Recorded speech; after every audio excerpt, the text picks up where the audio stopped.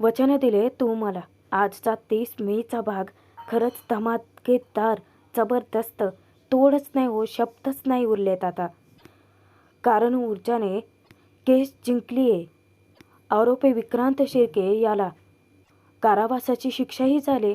सोबतच आता विक्रांतने भरपाई म्हणून पद्माला 5 लाख रुपये द्यावे असा कोर्टाचा आदेशसुद्धा आलाय. त्यातच आता हर्षवर्धन भरल्या कोर्टातच त्या विक्रांत शिर्केची अशी काही खरडपट्टी काढतो ना, हर्षवर्धनची खरंच अशी वाट लागली आहे ना. आता कोर्टामध्ये सगळीकडे फक्त ऊर्जाचं कौतुक आणि ऊर्जाचा नावाचा टंका वाजतो. सर्वजण येऊन तिचं अभिनंदन करत असतात आणि पद्माने तर चक्क ऊर्जाला देव मानून अक्षरशः तिचे पायच धरलेत. पण आता सगळ्यात मोठा ट्विस्ट आलाय प्रेक्षकांनो, की हर्षवर्धनच्या घरातच आता त्याचा खूप मोठा अपमान झालाय. कारण मीडिया जी आहे ती इंटरव्ह्यू घ्यायला पोहोचलेली असते ऊर्जाचा आणि त्याला वाटतं की इंटरव्ह्यू त्याचा आहे म्हणून तो तिथे तमाशा करतो. पण आता तो सगळ्यांसमोर तोंड कशी पडतो जेव्हा मीडियावाले सांगतात की त्यांना तर इंटरव्ह्यू फक्त ऊर्जाचा घ्यायचा आहे. पण आता हे सगळं नक्की घडतंय तरी कसं ते आपण बघूयात. त्यासाठी भाग शेवटपर्यंत जरूर बघा. आता युअर ऑनर पद्मासाठी खरंच खूप चांगलं पाऊल उचलतात. त्या कोर्टामध्ये दुसरा निर्णय ठोठावतात विक्रांत शिर्केला, की फिर्यादी पद्मा बाबूराव कदम या सगळ्यांमध्ये तिला खूप साऱ्या संकटांचा सामना करावा लागला असेल, त्यामध्ये आर्थिक संकटही असेल. तर मी आता त्वरित कोर्टाकडून आदेश देत आहे की आरोपी विक्रांत शिर्के यांनी त्याची भरपाई म्हणून फिर्यादी पद्मा बाबूराव कदम यांना त्वरित 5 लाख रुपये देण्यात यावे आणि जर 2 दिवसात ही रक्कम त्यांच्यापर्यंत नाही पोहोचली तर मला त्यांच्यावरती दुसरी कायदेशीर कारवाई करावी लागेल. त्यानंतर आता कोर्टाची हेअरिंग संपलेली असते. ज्या वेळेला युअर ऑनर जायला लागतात तेव्हा ऊर्जाच्या डोळ्यात अश्रू थांबत नाहीत. जेव्हा युअर ऑनर उठतात ना, त्यांच्या मागे सत्यमेव जयते, अर्थात सत्याचा विजय झालेला आहे आणि त्या ऊर्जाकडे पाहून एक गोड स्माईल देऊन जातात. खरं तर त्यांना मनापासून ऊर्जाचं कौतुक आहे की विक्रांत शिर्के याने 2दा मारण्याचा प्रयत्न करून असूनसुद्धा ऊर्जा ढाल बनून तशीच त्याच्यासमोर ताकदीने उभी राहिली आणि एवढंच काय हो, तिने पद्माला न्यायसुद्धा मिळवून दिला. खरं तर खूप कौतुक करण्यासारखीच गोष्ट केली आहे. अख्खं कोर्ट म्हणजेच तिथे उपस्थित असलेले सर्वच जण ऊर्जासाठी कडकडून टाळ्या वाजवत असतात. का तर न्याय झाला. सर्वच जण ऊर्जाचं कौतुक करत असतात. तिच्यासाठी टाळ्या वाजवत असतानाच पोलीस आता आरोपी विक्रांत शिर्केला कस्टडीत घेतात आणि तेव्हा ते विक्रांतला घेऊन जात असतानाच आता चौथाळ्याला हर्षवर्धन त्याला असा काही झापतो ना, की काय गरज होती कोर्टामध्ये बडबड करायची. मी तुला सांगितलं होतं ना की शांत राहा. स्वतःला काही जरा जास्त शहाणा समजतोस का तू? ती तुला प्रोवोक करत होती. मी तुला इशारा करत होतो, शांत राहा, शांत राहा, शांत राहा. का ऐकलं नाही तू माझं? विक्रांत बोलला याचा राग नाही आहे हर्षवर्धनला. स्वतःपेक्षा कमी अनुभव असलेल्या वकिलाकडून हरलाय ना तो, त्याचा जास्त राग आहे. कारण ऊर्जाने भर कोर्टात त्याचा इगो ठेचून काढलाय. तुझ्यामुळे माझं कोर्टातलं इतक्या वर्षांचं रेप्युटेशन खराब झालं. ही केस आपल्या हातात होती, तू स्वतः ती उलटवली आहेत. तुझा हाच स्वभाव राहिला ना विक्रांत, तर तू स्वतःलाच घेऊन एक दिवस बुडशील. हे वाक्य खरं तर हर्षवर्धनसाठीही लागू होतं ना. खरं सांगायचं झालं ना प्रेक्षकांनो, आज ऊर्जाने एका दगडात 2 नाही या तर खरं तर 4 पक्षी मारलेत. आता बघा, तिने पद्माला पण न्याय मिळवून दिला, विक्रांतला सुद्धा शिक्षा झाली. हर्षवर्धनचा इतक्या वर्षांचा मी कधीच हरू शकत नाही हा इगोही ठेचून काढला आणि सोबतच आमदाराची मस्तीही जिरवली. पावर करून खूप दुरुपयोग करत होता ना त्याचा. आता हर्षवर्धन चवताळून तेथून निघून जातो, त्याच्या पाठोपाठ आदित्यही जातो. पण आता विक्रांत या सगळ्याचा राग ऊर्जावरच काढायला लागतो. कोर्टात उभं राहून तो चक्क ऊर्जाला धमकावायला लागतो की ऊर्जा शिंदे, तू माझा गेम केलायस ना, मी तुझा गेम करेन. पण मूर्ख आहे का हा? विसरतोय का की शौर्य तिच्या सोबत आहे? शौर्य आता त्या विक्रांतचा हात असा पिरगाळतो ना आणि त्याला धमकीसुद्धा देतो की काही बोलायच्या आधी ना विचार करून बोल. ऊर्जा बायको आहे माझी आणि तिला काही करण्याचा प्रयत्न जरी केलास ना तर चालायच्या लायकीचा बी ठेवणार नाही तुला. ओ माने, घेऊन जा याला. माने विक्रांत फरफटतच घेऊन जातो हाताला धरून. त्याचे ते 4 टावळखोर मित्रही त्याच्यासोबत जातात. खरं तर यांना पण शिक्षा व्हायला हवी होती. पुढे होईलच म्हणा. आमदार जाता जाता खुन्नस देऊन जातो शौर्य ऊर्जाला. आता पद्मा समोर येते आणि अचानकच चक्क ती ऊर्जाचे पाय धरते. ऊर्जाला काय करावं सुचत नसतं. ऊर्जा ताडकन आता पद्माला उठवते की पद्मा काय करतीयेस? पद्माने तर आता तिला देवाचीच जागा दिली. ऊर्जाला ती म्हणते की ताई, खरंच तू देव आहेस, देव. आज तू मला न्याय मिळवून दिलायत. त्यावर ऊर्जा सांगते की पद्मा, तुझी बाजू सत्याची होती म्हणून तू जिंकलीस. म्हणजे ऊर्जा अजूनही किती मोठ्या मनाची. सगळं तिने केलं, धोका तिने पत्करला होता, तरीसुद्धा या सगळ्याचं क्रेडिट तिने नाही घेतलं. त्यावर पद्मा म्हणते की ताई, मी नाही, आपण जिंकलोयत. आणि दोघेही एकमेकींना इतकी घट्ट मिठी मारतात ना. शौर्य तर खूप कौतुकाने बघत असतो त्यांना आणि शौर्याला तितकाच अभिमान आहे आपल्या बायकोचा. त्यानंतर आता तिथे असलेल्या एक काकू ऊर्जाची दृष्ट काढतात आणि तिला असंच सुखी राहा असा आशीर्वाद देतात. सर्वजण तिथे बायकाच्या निर्णयाची वाट पाहण्यासाठी आलेले असतात. सत्याचा विजय झाल्याचे पाहून सर्वच जण ऊर्जाचं तोंड भरून कौतुक करतात आणि एकच नारा लावतात की ऊर्जाताई आमचा सन्मान. या सगळ्या लोकांचं, या सगळ्या स्त्रियांचं आपल्यावर असलेलं प्रेम, आपल्यावर असलेला विश्वास पाहून अक्षरशः ऊर्जा भारावून गेलेली असते. ज्या कोर्टामध्ये हर्षवर्धन माच करत फिरत होतात ना, त्या कोर्टातच त्या माचोरड्या हर्षवर्धनचा हसू झालं आणि म्हणूनच तो इतक्या मोठ्या शॉकमध्ये असतो की त्याला कोर्टात घडलेली एक ना एक गोष्ट आठवत असते. पहिली जेव्हा हिअरिंग झाली होती ना, तेव्हा तोच तोंड वर करून ऊर्जाला हिणवत होता की तू माझ्या विरोधात चक्क केस लढतेस, तू कधीच जिंकू शकणार नाहीस. आज हर्षवर्धनला त्याचा ओव्हर कॉन्फिडन्स नडलाय. त्याला प्रत्येक क्षण आठवायला लागतो की ऊर्जाने कसं त्या विक्रांतला उकसवण्याचा प्रयत्न केला. त्यातच हर्षवर्धनने ऑब्जेक्शन घेतलं, तरी पण ऊर्जाला संधी मिळाली. त्या संधीचं तिने सोनं केलं. विक्रांतच्या तोंडून शेवटी गुन्हा वधवूनच घेतला. त्याच कोर्टात विक्रांतच्या म्हणजे त्या सगळ्यांच्या समोर हर्षवर्धनचं हसू झालं आणि त्या ट्रॉमामधून तो आता बाहेर पडतच नाही. त्याच्या त्या चेंबरमध्ये येऊन तो इतका अस्वस्थ बसलेला असतो. इकडे कोर्टामध्ये ऊर्जा पद्माला सांगते की हे बघ, आता आपल्याला काही पेपरवर्क करावं लागणार आहे आणि त्यासाठी तुझ्या सह्या लागतील. शौर्य थोडासा अस्वस्थच दिसतो. ऊर्जा त्याला विचारते की शौर्य, काय झालं आहे? शौर्य तिला सांगतो की 1 मिनिटात मी आलो, माझं महत्त्वाचं काम आहे, आणि तो निघून जातो. इतक्यातच आता काही वकील लोक तिथे येतात. सगळ्यांपर्यंत बातमी पोहोचलेली असते की आजपर्यंत कोर्टात कधीही एकही केस न हरवल्या त्या हर्षवर्धन जहागीरदाराच्या समोर ताकदीने केस लढून ऊर्जाने त्याला हरवलंय. बाकीच्या आजूबाजूचे जे वकील असतात ना, सगळेच जण येऊन ऊर्जाचं अभिनंदन करत असतात, तिचं कौतुक करत असतात. हात जोडून ऊर्जा त्या सगळ्यांचे मनापासून आभार मानते. हर्षवर्धनच्या मनातून काही केलं विचार जात नसतात. त्या विचाराने त्याला इतकं भंडावून सोडलेलं असतं की तो अजूनही त्याच ट्रोमात आहे. कोर्टामध्ये जे काही घडलं, ऊर्जाने कसं चालाकीने केस फिरवली, हर्षवर्धन तिथे ओरडत राहिला, पण त्याचा काहीही फायदा झाला नाही. उलट विक्रांतच्या तोंडून गुन्हा कबूल करून घेऊन ऊर्जाने त्याचंच कोर्टात हसू केलं होतं. एवढंच काय, गुन्हा घडलाय हे हर्षवर्धनच्या तोंडूनही तिने वधवून घेतलं, त्याला मान्य करायला भागसुद्धा पाडलं.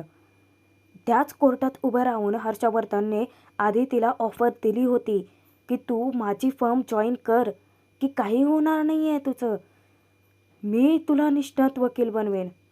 आणि आज त्याच ऊर्जाच्या समोर तो हरलाय. मुळात ही गोष्टच त्याला सहन होत नसते, कारण आता त्यातच ऊर्जा एका घरातच राहत आहेत दोघेही. मग आता तिच्या नजरेसमोर जाणार तरी कसा? आजपर्यंत मोठ्या टेचात वावरत होता ना तो, की हर्षवर्धन जहागीरदार, द ग्रेट हर्षवर्धन जहागीरदार कधीच कुणाच्या पुढे झुकत नाही आणि हारही मानत नाही. आता तो पाणी पिण्यासाठी तो ग्लास भरत असतो, पण हे सगळं जेव्हा जेव्हा त्याला आठवत असतं ना, तेव्हा तेव्हा त्याला फक्त धक्क्यावर धक्केच बसत चाललेले असतात. एकीकडे त्याला पहिली हेरिंग आठवत असते, जिथे त्याने ऊर्जाचं हसू केलं होतं. ऊर्जाला अजून वकिली शिकायची गरज आहे. ऊर्जा एकटीच कधी स्वतःच्या ताकदीवरती लढूच शकत नाही वगैरे वगैरे बोलून हिरवत होता. आणि एकीकडे त्याच ऊर्जाने कशी कोर्टात मात केली त्याच्यावरती, ते सगळं त्याला आठवत असतानाच अचानक शौर्य तिथे येतो. शौर्य 2-3 वेळा त्याला हाका मारतो की डॅड काय करताय डॅड. तरी हर्षवर्धन त्या शॉकमधून बाहेर येतच नाही. आदित्य अचानक तिथे धावत येतो. दोघेही पाहतात की हर्षवर्धनच्या अंगावरती पाणी सांडत असतं आणि तरीही त्याला काहीच भान राहिलेलं नाही आहे. आदित्य आणि शौर्य धावत जाऊन आता हर्षवर्धनकडून तो ग्लास काढून घेतात आणि त्याला ताडकन उठवतात की डॅड काय करताय तुम्ही. जेव्हा हर्षवर्धन भानावर येतो ना, तेव्हा तो शौर्यकडे बघायला लागतो आणि त्याला फक्त शौर्याचा तिरस्कार वाटायला लागतो. त्याला आठवतं की त्याच ऊर्जा शिंदेसाठी शौर्य हर्षवर्धनसोबत भांडला होता. त्याच ऊर्जा शिंदेसाठी तो पाठ फिरवून लग्न करण्यासाठी घरातून निघून गेला होता आणि त्याच ऊर्जा शिंदेला घरात परत आणण्यासाठी शौर्यने हर्षवर्धनसोबत वाद घातला होता. हे सगळं आठवल्यानंतर हर्षवर्धन त्याला चिडकारतो, त्याचा हात चिडकारतो, दूर ढकलतो शौर्याला आपल्यापासून. दरवेळेसच्या शौर्याचं असणारं काम आता हर्षवर्धन आदित्यला सांगतो की बाकीचा पेपरवर्क कर, आपण घरी जातोय. आता पुढची कोर्टाची एक हेरिंग महत्त्वाची होती त्याला, पण त्याने ती कॅन्सल केली आणि तो बाहेर निघून जातो. शौर्यकाच्या पायाखालची जमीनच हादरते, कारण त्याच्या लक्षात येतं की आता हर्षवर्धनने आपल्यापासून तोंड फिरवले. तोपर्यंत आता दिव्याने घरी आगाऊच कुटाणा करून ठेवलेला असतो. तिने आता सगळी तयारी केलेली असते. विजय येऊन विचारते हे सगळं कशासाठी. त्यावर आता ती हसून सांगते की आईसाहेब असं काय करताय. अहो आज बाबा केस जिंकून येतील ना. म्हणजे आता जहागीरदार कुटुंबाचं ठरलं होतं की जेव्हा जेव्हा हर्षवर्धन केस जिंकून येईल तेव्हा ते सगळेजण एकत्रित सेलिब्रेशन करत होते. तिने मस्त असा डायनिंग टेबल सजवलेला असतो, गोड लाडू तिथे आणून ठेवलेले असतात, सोबतच मस्त असा छानसा केक आणून ठेवलेला असतो, कॅन्डल्स लावलेले असतात. तिथे आजी हजर होते आणि विजयाला विचारते की आज अर्पिता घरी आली होती. तेव्हा विजया सांगते की हो आली होती, पण मी तिला तिथून पाठवून दिलं. आजी विचारते की पाठवून दिलं म्हणजे. विजया सांगते की या वेळेला ती आपल्या घरात नसायला हवी होती असं मला वाटलं आणि मी पाठवून दिलं. आजी विचारते की विजया काही घडलंय का. आता उगाच दिव्या चोंबडेचपणाच करते मध्ये. आजीला ती सांगते की अहो आईसाहेब तुम्हाला सांगू का की ती इतकी विचित्र वागत होती ना की मला तर असं वाटलं. त्यावर आजी म्हणते की पुरे कळलं मला. तरीही दिव्याची बडबड थांबत नाही. अहो तुम्हाला माहिती नाही ना, म्हणजे सांगितलंच नाही तर कळेल कसं. ती ना अशी विचित्र बडबड करत होती, असं वेगळं हातवारे काहीतरी करून बोलत होती, सतत हसतच काहीतरी होती. मला तर वाटलं बाई तिच्या डोक्यावरतीच परिणाम झाला आहे. आजी पुन्हा ताकीद देते की दिव्या पुरे. विजय जेव्हा आजीचं वरती सगळ्याचं खापर फोडते ना की आईसाहेब तुमचा एक निर्णय चुकला आणि सगळंच चुकीचं घडत चाललं आहे. त्यावर आजी तिला ठणकावून सांगते की माझा निर्णय चुकलाय असं मला मुळातच वाटत नाही. पण जर शौर्याचं लग्न अर्पिताशी झालं असतं ना तर मात्र सपशेल सगळं चुकलं असतं. हे बघ अर्पिताची तू जास्तीची काळजी करू नकोस. काही दिवसानंतर अर्पिताच्या सगळं लक्षात येईल. ती हे सगळं समजून घेईल, ॲक्सेप्टसुद्धा करेल. ती व्यवस्थित होईल. तू तिची काळजी करणं बंद कर. आणि अर्पिताचं सोड ग, तुझं सांग तू काय करतेस. विजया विचारते की मी काय केले. त्यावर आजी तिला जाब विचारते की अगं पण जिची काळजी करायला पाहिजे तिच्याशी तू धड नीट वागतही नाही आहेस.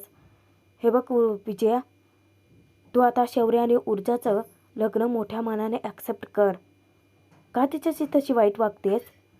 त्यावर विजया ते फेटाळते की मी काही तिच्याशी वाईट वागत नाही आहे. तुमचा रोग कोणाकडे ते कळतंय मला आता. आजी आता विजयाला ताकीद देते की हे बघ विजया, मी तुला स्पष्टच सांगते की ऊर्जाची जरा नीट वाग. हे बघ, तू तिला समईचं व्रत करायला सांगितलं नव्हतंस, तिला स्वयंपाक करायला सांगितलं नव्हतास. त्यावर विजया म्हणते की अहो पण मी कुठे काय केलं यात. आता दिव्या चोंबडेपणा करते की आणि ही तर आपल्या घराची रीतच आहे ना. आजी तिला झापते आणि तेथून हाकलवूनच देते की दिव्या इथून जा. दिव्या निघून जाते ना तेव्हा विजयाला आजी सांगते की हे बघ, तुझ्या सुनेसमोर मला बोलायचं नव्हतं म्हणून बोलले नाही, पण विजया मी तुला आत्ताच सांगते की जरा नीट वाग, विवेकाने वाग. समईचं व्रत करायची इतकीही घाई नव्हती. तू एका आठवड्यानंतर करू शकत होतीस, पण तू मुद्दाम केल्यास. विजया, ऊर्जाची दुसऱ्या दिवशी इतकी महत्त्वाची कोर्टाची हिअरिंग असताना तू तिला समईचं व्रत करायला सांगितलं, तिला विश्रांती घेऊ दिले नाहीत. आणि यालाच एक प्रकारचा सूड उगवणं असं सुद्धा म्हणतात. पण आता विजया आजीच्या समोर सगळ्यात मोठा बॉम्ब फोडते हां. आता आजी ऊर्जासोबत नीट वागायला सांगत असते की जेणेकरून अख्खं घर कुण्या गोविंदाने नांदायला लागेल. पण त्यावर विजया उलटा सवाल करते की मला बोलण्यापेक्षा तुम्ही तुमच्या मुलालाच का विचारत नाहीत. तुम्हाला असं वाटतंय ना की शौर्याचं लग्न ऊर्जासोबत करून तिला या घरात घेऊन येऊन तुम्ही या सगळ्यांवरती विजय मिळवलाय, तर ते सपशेल चुकीचं आहे. कारण तुमच्या मुलाने स्वतः निर्णय घेतलाय की 10 दिवसात ते ऊर्जाला घराच्या बाहेर काढतील. आजची शॉक होते. इकडे कोर्टात ऊर्जाचं कौतुक थांबत नसतं. काहींनी तर ऊर्जासाठी बुके वगैरे आणलेला असतो. ऊर्जा अक्षरशः इतकं भारावून गेलेले असते या प्रेमाने. त्यानंतर आता तिथले वकील जे आहेत त्या निघून जातात आणि पद्माला इतका अभिमान वाटतो की ताई किती छान कौतुकाने अभिनंदन करतायत तुझं. मला तर ना कधी वाटलंच नव्हतं की तो विक्रांत शिर्के असं जेलमध्ये जाईल. पण ताई तुला खात्री होते ना, आणि आज तुम्हाला न्याय मिळवून दिलायत ताई. तेव्हा ऊर्जा तिच्याशी बोलत असते की पद्मा, हे सगळं फक्त तुझ्यामुळे शक्य झालंय. तू त्याच्या विरोधात पाऊल उचललं ना लढायला, म्हणून. इतक्यातच अचानक पत्रकार कुठून येतात देव जाणे, आणि ते पद्माला इतके प्रश्न विचारायला लागतात की पद्मा घाबरूनच जाते की आमदाराच्या मुलाला तुम्ही आता जेलमध्ये पाठवलं आहेत. तुम्हाला कसं वाटतंय आता, भरपाई म्हणून तुम्हाला 5 लाख रुपये मिळतात, ते सरकारकडून मिळत आहेत की आमदार शिर्केंकडून मिळत आहेत. तेव्हा ऊर्जा हात जोडून त्यांना विनंती करते की हे बघा, विनयभंग नेमका कोणत्या मुलीचा झाला होता हे आजपर्यंत कधीही बाहेर आलं नव्हतं आणि इथून पुढेही बाहेर येणार नाही याची मला खात्री. माझा तुमच्यावरती सगळ्यांवरती पूर्ण विश्वास आहे. हे बघा, हा एका मुलीच्या आयुष्याचा प्रश्न आहे. तिला तिच्या आयुष्यात सरळ मार्गी शांत सुखाने जगू द्यात. तेव्हा ते बाकीचे पत्रकार आता समजून घेतात. ऊर्जाला ते रिक्वेस्ट करतात, पण आम्हाला तुम्हाला काही प्रश्न विचारायचे आहेत. ऊर्जा त्यांना सांगते की हो, मी सगळ्या प्रश्नांची तुमची उत्तरं देईल, पण आधी मला पेपर वर्क आहे, ते महत्त्वाचं काम केलं की मी स्वतः तुम्हाला येऊन भेटते. तेव्हा ते पत्रकार आता हसून तेथून निघून जातात. त्यानंतर पद्मा ऊर्जाला सांगते की मी पटकन गावाकडे फोन करून येते. आजी आणि बंटी वाट बघत असतील ना. तेव्हा आता पद्मा आता तेथून निघून जाते आणि ऊर्जाला इतकं छान वाटत असतं. प्रेक्षकांनो, भाग जरी संपला असताना तरीसुद्धा पुढील ट्विस्टमध्ये पाहूयात की ऊर्जा हट्टच धरून बसते की तिला चाळीतल्या घरी जायचं नाही आहे, तिला तिच्या घरी जायचं आहे. आणि शौर्याला घेऊन ती जागीरदारांच्या घरी जायला निघते. पण तोपर्यंत हर्षवर्धन घरी पोहोचतो. पत्रकार त्याला घेतात आणि जेव्हा तो पत्रकारांना उत्तर द्यायला तयार नसतो तेव्हा पत्रकार असा काही त्याचा अपमान करतात ना, तेही त्याच्याच घरात. ते सांगतात की पण आम्ही तुम्हाला काही विचारायला आलोच नाही आहोत, आम्ही ॲडव्होकेट ऊर्जा शिंदेला भेटायला आलो आहोत. इतक्यात ऊर्जा शौर्यसोबत तिथे हजरच होते आणि हर्षवर्धन इतका चवताळलेल्या नजरेने बघायला लागतो ना, म्हणजे आता हर्षवर्धनच्या हरण्याने इतकी मोठी ठिणगी पडली आहे ना घरात, की आता पुढे नक्की काय काय घडतंय ते बघणंही तितकंच मनोरंजक ठरणार आहे. त्यासाठी सबस्क्राईब करून ठेवा, जेणेकरून पुढचे सर्व भाग तुमच्यापर्यंत पोहोचतील.